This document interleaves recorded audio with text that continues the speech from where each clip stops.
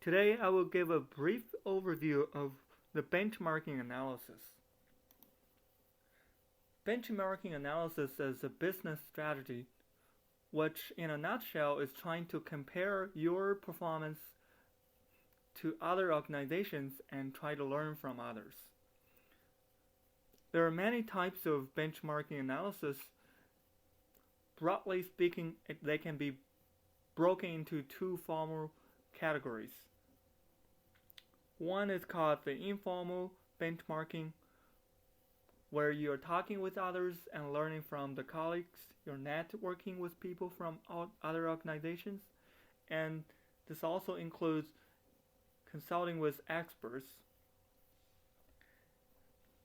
Another most popular one, called the formal benchmarking, is typically used by companies, NGOs, and local governments.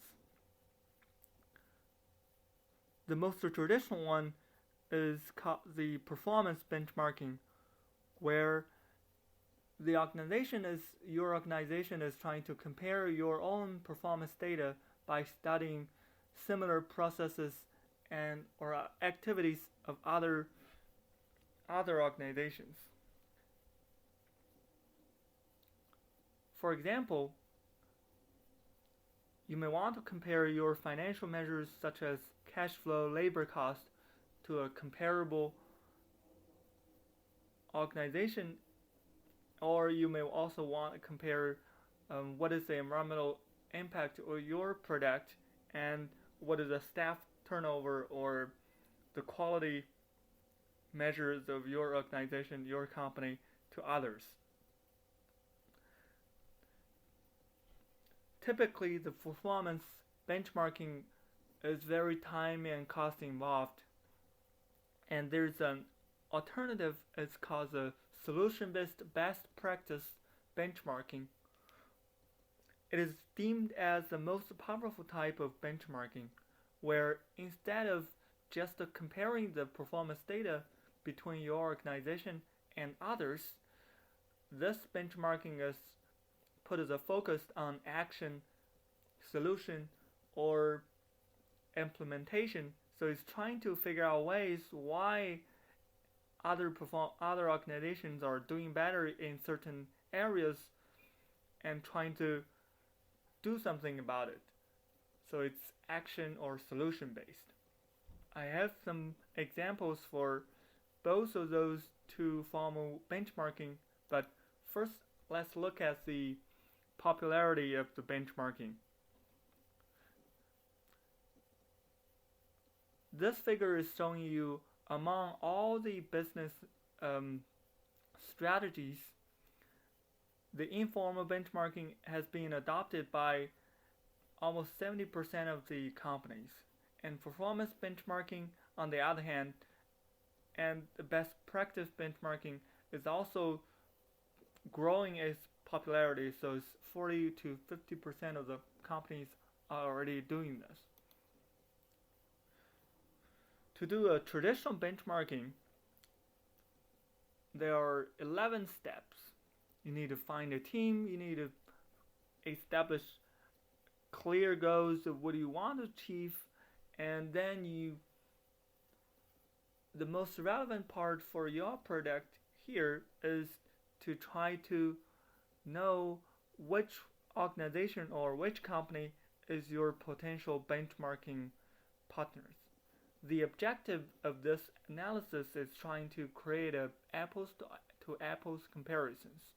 So you want to compare your organization to a comparable partner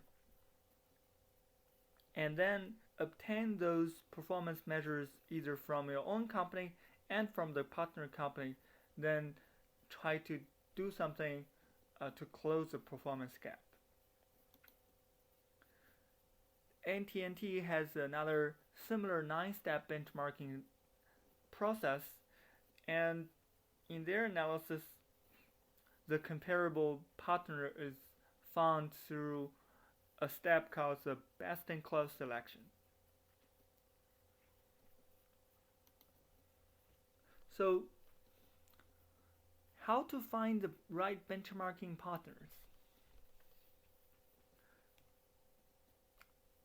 certain common criteria exist for selecting the best partner, including finding the similar organization type.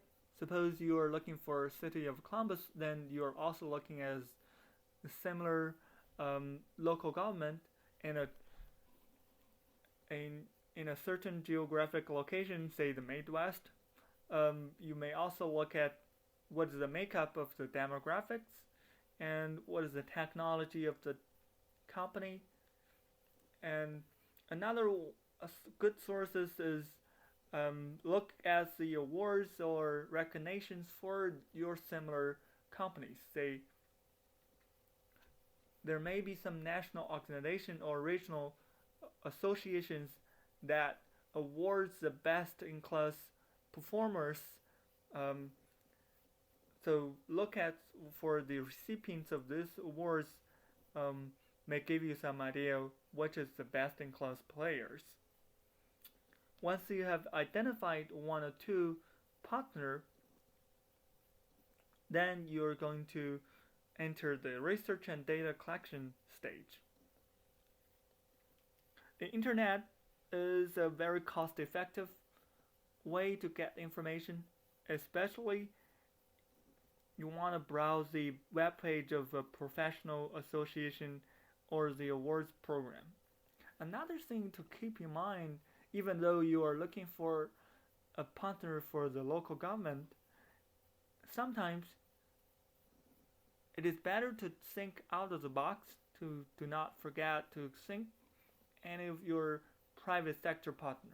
So an NGO or a private company may not be so relevant on the whole for City of Columbus, but certain practice of this NGO or company may still give you some ideas what is the best practice.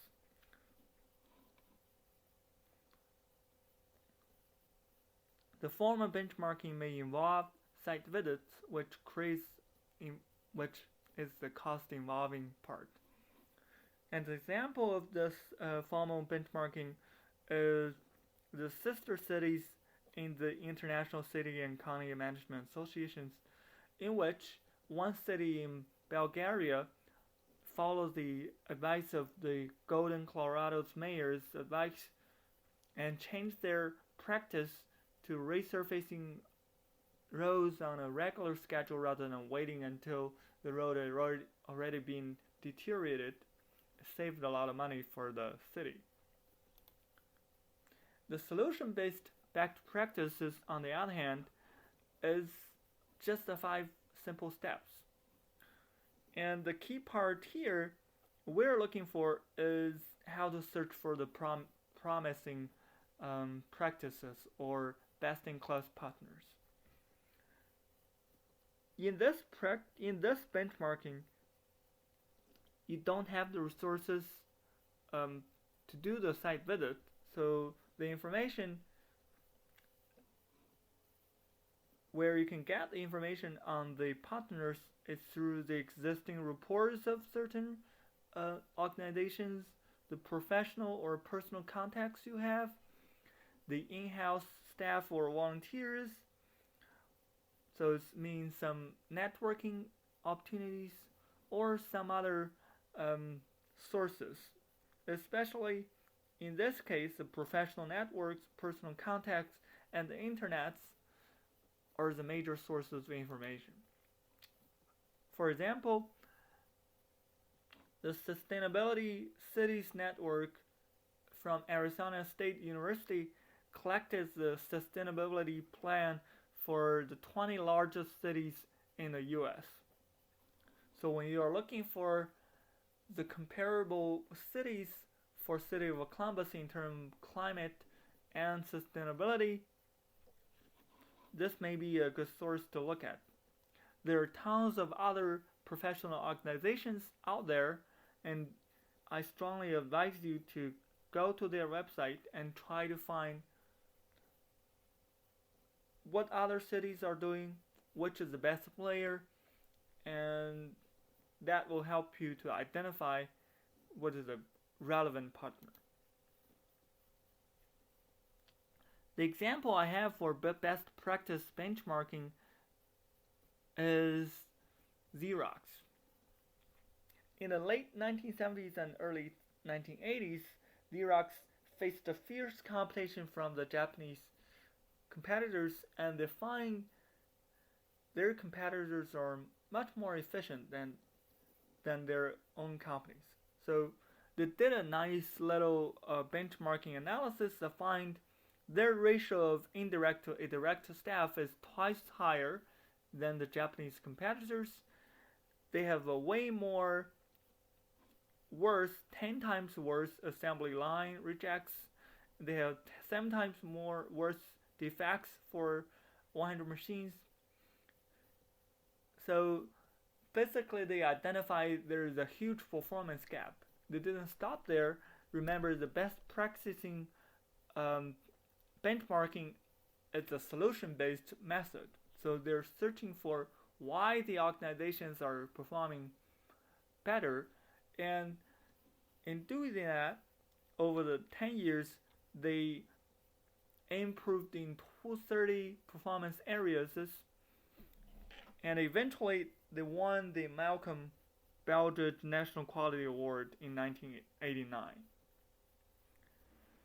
One of the valuable lessons from Xerox's benchmarking study is they not only compare their performance to the Japanese competitors, they also look at the practices of organizations from outside their industry. For example, look at the main outdoor sporting goods retailers for their warehouse procedures. So, although the sporting outfit retailer is not a direct comparison for their company, their warehouse procedures, so their performance in one particular area is still relevant for the company. This may be the case when you're looking at the city of Columbus. So some NGO or private company, some of their procedures may, some of their area may be relevant for city of Columbus.